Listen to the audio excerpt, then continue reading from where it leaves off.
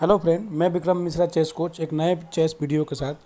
ये जो गेम है ये मतलब अलग अलग कंट्री के साथ खेला गया। जैसे मैं इंडिया की तरफ से खेला और बाकी ओपोनेंट अलग कंट्री का है।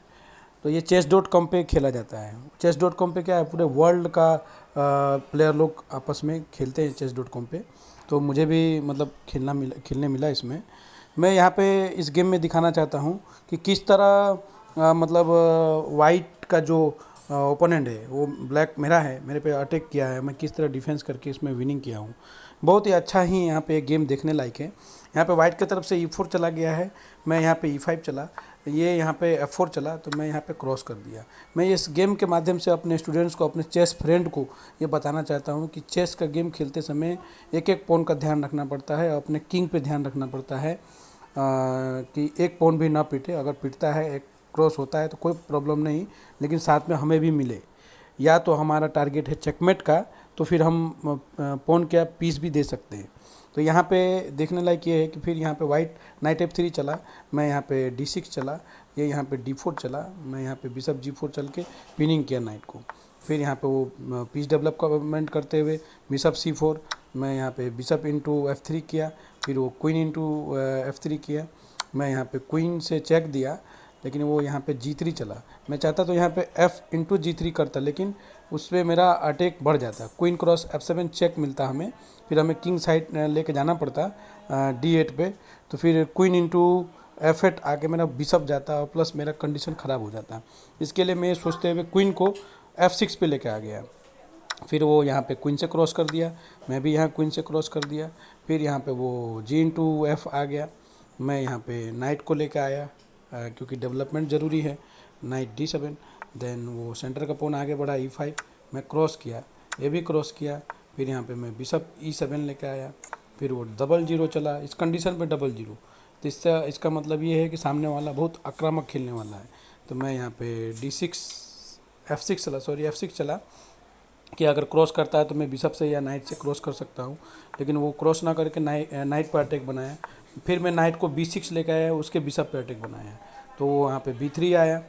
फिर मैं यहाँ पे ट्रिपल जीरो चला, फिर वो आगे बढ़ा पॉन को D5, मैं यहाँ पे बिशप को लेकर आया D6 में, क्योंकि अपना नाइट को भी मुझे बाहर लाना था। फिर वो यहाँ पे बिशप लाया E3 पे, तो मैं यहाँ पे अपने नाइट को बाहर किया। पीस किस तरह डेवलप किया जाता है किसी भी परिस्थिति में, पीस अगर डेवलप रहेगा तभी मैं विनिंग कर पाऊँगा या ड्रॉ कर पाऊँगा। वो यहाँ पे क्रॉस किया, मैं यहाँ पे क्रॉस किया, मैं फिर यहाँ पे वो नाइट C3 चला, मैं यहाँ पे बिशप को लेके आया, अपना पिनिंग किया, वो रुक से F3 लेके आया, नाइट को बचाते हुए मैं क्रॉस कर लिया, वो भी क्रॉस कर लिया। फिर मुझे एक पॉन यहाँ पे मिला N इंटू D5, तो बिशप इंटू D5, रुक इंटू D5। फिर वो रुक से आया एक्सचेंज करने के लिए, लेकिन मैं इस कंडीशन पे एक्सचेंज नहीं किया, क्योंकि करता तो उसका ही कंडीशन बेटर हो जाता। फिर ये जो E6 का पॉन है मुझे टेंशन दे देता। मैं यहाँ पे रुक को लेकर आया E5 पे, फिर वो रुक को लेकर आया D7 पे, मैं क्रॉस किया इस पॉन को, क्योंकि ये पॉन आगे चल के प्रॉब्लम कर सकता था। फिर यहाँ पे रुक क्रॉस G7 वो लेकर आया, फिर मैं यहाँ पे H5 आया, फिर वो अपना रुक को लेकर आया D1 पे, तो मैं आया अपना रुक को कि एक्सचेंज करने के लिए, तो एक्सचेंज ना करके F1 पे आया रुक को। मैं यहाँ पे अपने पीस को उसके क्षेत्र पे लेके जाता हुआ, फिर वो रुक से क्रॉस किया पॉन को, मैं भी क्रॉस किया, वो रुक G2 आया, मैं भी अपना रुक से D1 चल के चेक दिया। फिर वो रुक को F1 पे लाया, मैं क्रॉस ना करके अपना दोनों मजबूती बनाते हुए रुक को कनेक्टेड करते हुए, फिर वो क्रॉस कर दिया, मैं भी क्रॉस कर दिया। फिर वो रुक को लाया एक्सचेंज करने के लिए, मैं नहीं किया, फिर मैं रुक को पीछे लेके आया। फिर वो किंग G2 लाया, मैं किंग को लेके गया, फिर वो किंग लेके आया, मैं यहाँ पे अपना C5 चला, फिर वो किंग को लेकर आया, मैं यहाँ पे किंग को चला। वो पॉन को बढ़ा, मैं भी पॉन को बढ़ा के एक्सचेंज करे, लेकिन वो एक्सचेंज ना करके पॉन आगे बढ़ा। फिर यहाँ पे मैं भी अपना पॉन बढ़ा, फिर वो भी अपना पॉन बढ़ा, फिर यहाँ पे रुक को E5 पे लाया।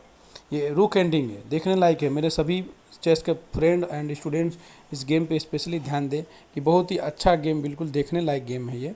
फिर यहाँ पे किंग को मैं लेके आया, फिर वो रुक को से चेक दिया, फिर मैं अपने किंग को हटाया, क्योंकि मैं सोच रहा था कि अगर आगे चल के वाइट का रुक चेक देता है, तो अगर रुक एक्सचेंज भी करता है तो कोई प्रॉब्लम नहीं, मेरा F6 F7 F8 क्वीन जल्दी बनेगा। लेकिन वो चेक ना दे के रुक को पीछे लेकर आया, फिर मैं किंग को लेके गया E3, फिर रुक से क्रॉस किया G7, sorry G2, sorry B7। तो फिर मैं यहाँ पे पॉन को आगे बढ़ा, फिर वो रुक को लेके आया रोकने के लिए। तो फिर यहाँ पे जो है मैं चेक दिया, अपना ये भी पॉन दे दिया। फिर मैं रुक को यहाँ ला कर रख दिया F5 पे, रुक से रुक एक्सचेंज करेगा तो मैं पॉन से एक्सचेंज करके मेरा क्वीन पहले बन सकता है।